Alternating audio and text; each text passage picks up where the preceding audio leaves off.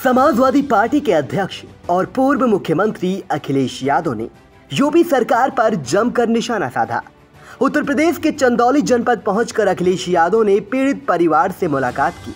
इसके बाद कानून व्यवस्था समेत सरकार की कार्यशैली पर कई सवाल उठाए। अखिलेश यादव ने कहा कि घटना के बाद से परिवार के सदस्य काफी दुखी हैं और परेशान हैं। उन्होंने अपनी एक बेटी खोई है, दूसरी बेटी सदमे से अभी तक बाहर नहीं आई है, अभी ठीक से खाना नहीं खा रही है, बार बार वही मंजर याद करती है और रोने लगती है। परिवार के सदस्य दुखी हैं और तकलीफ परेशानी में हैं। उन्होंने अपने बेटी खोई है और उसकी बहन अभी भी उस सदमे से बाहर नहीं आ पाई है। उस सदमे में इतना परेशान है कि अभी तक वो ठीक से खाना तक नहीं खाया है उसने। जो नर्स उसकी देखभाल कर रही है, और मैंने उसके परिवार से पूछा तो बताया कि बार बार रोने लगती है और वही घटना को याद करती है। पूरे देश में ऐसी घटना नहीं हुई होगी कि जहां पुलिस घर में घुस गई हो और दबिश के बहाने दबंगई की हो। ये उत्तर प्रदेश की पुलिस दबिश में नहीं आती है। उत्तर प्रदेश की पुलिस लगातार दबंगई कर रही है। सपा मुखिया ने कहा कि राजनीतिक दबाव के कारण पिता को जिला बदर किया गया। पुलिस को यह अधिकार किसने दिया है कि घर में घुसकर मारपीट करे? पुलिस के कारनामे की वजह से बेटी की जान गई। उन्होंने कहा कि ललितपुर की घटना क्या कोई भूल सकता है? थाने में बेटियों के साथ रेप हो रहा है और जानबूझ करके पुलिस ने उनके पिता पर पहले मुकदमे लगाए और राजनीतिक दबाव के कारण जिला बदर तक किया गया। वो अलग विषय है कि उसके पिता के ऊपर कौन लोग जबरदस्ती और जानबूझ करके प्रशासन से, पुलिस से मुकदमे दर्ज करा रहे हैं, उसे जिला बदर तक कराया। लेकिन सवाल ये है कि पुलिस को ये अधिकार किसने दिया कि पुलिस घर में घुसेगी और इतनी बड़ी संख्या में आएगी पुलिस और जो कोई घर में होगा उसके साथ मारपीट करेंगे। जो बेटी की जान गई है वो पुलिस की दबंगई और पुलिस की दबिश की वजह से गई है।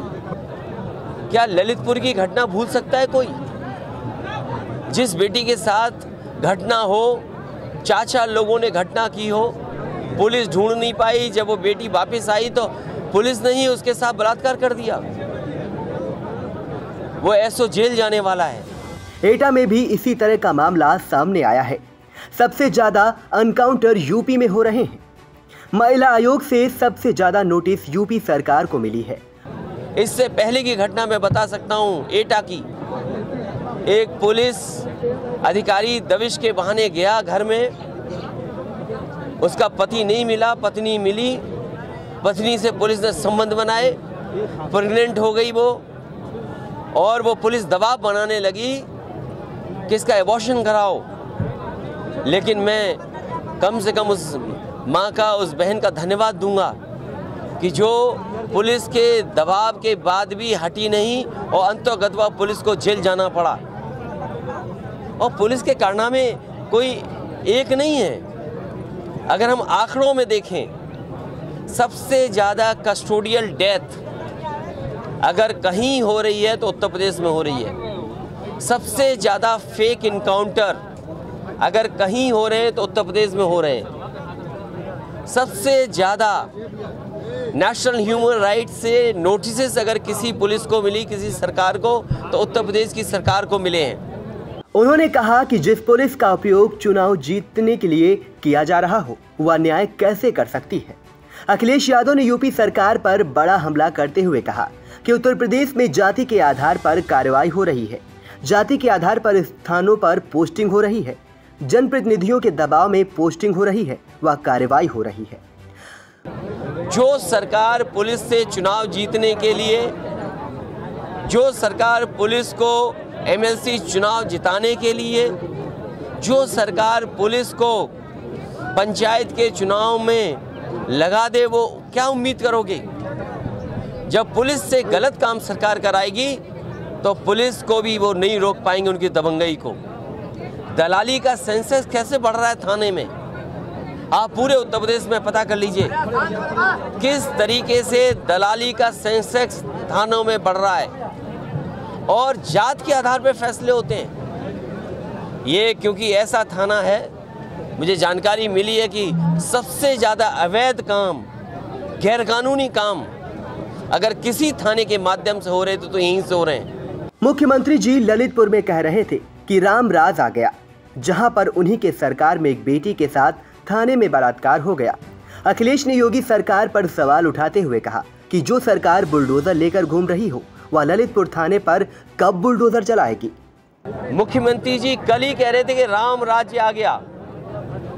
मुख्यमंत्री जी ललितपुर में कह रहे थे राम राज्य, जहां पर उन्हीं की सरकार के पुलिस के एक अधिकारी ने बलात्कार कर दिया हो।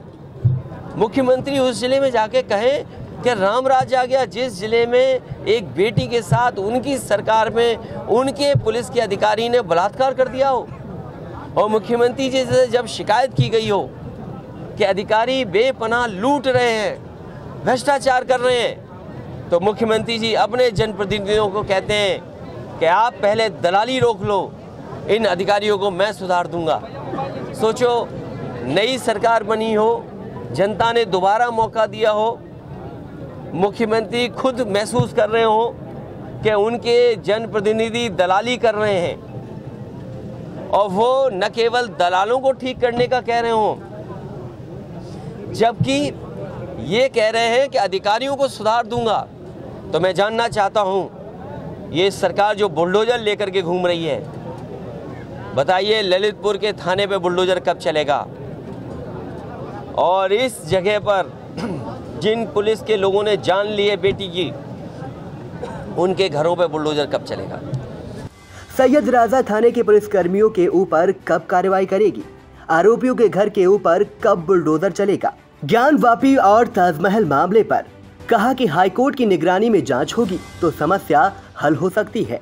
ये देश को कहां लेके जा रहे हैं, बड़ा दुख है। भारतीय जनता पार्टी और जो कहीं भी सरकार है, जनता का ध्यान हटाने के लिए बुलडोजर न चलाए। हाई कोर्ट है, सुप्रीम कोर्ट है, न्यायालय है, कम से कम न्यायालय का भरोसा करे और हमें न्यायालय पे हमेशा भरोसा रहेगा। मैं माननीय कोर्ट को कोई कह नहीं सकता हूँ, लेकिन क्योंकि जनता के बीच में हमें लगातार रहना पड़ता है, कम से कम मैं ये कहूँगा कि कोई भी फैसला ऐसा हो, पूर्व में जो फैसले दिए गए हों उनके हिसाब से, कि समाज में कहीं भी किसी तरीके से नफरत ना फैल पाए, खाई पैदा ना हो। बीजेपी जानबूझ करके इसी तरह के मुद्दों को लेकर के आएगी। भारतीय जनता पार्टी ऐसे वो लोग जो समाज को बांटते हैं उनको फाइनेंस करती है। भारतीय जनता पार्टी के बड़े बड़े लोग प्लानिंग करते हैं और प्लानिंग के तहत कि समाज में कैसे नफरत हो फैले, प्लानिंग के तहत समाज में कैसे एक दूसरे के बीच में खाई पैदा हो,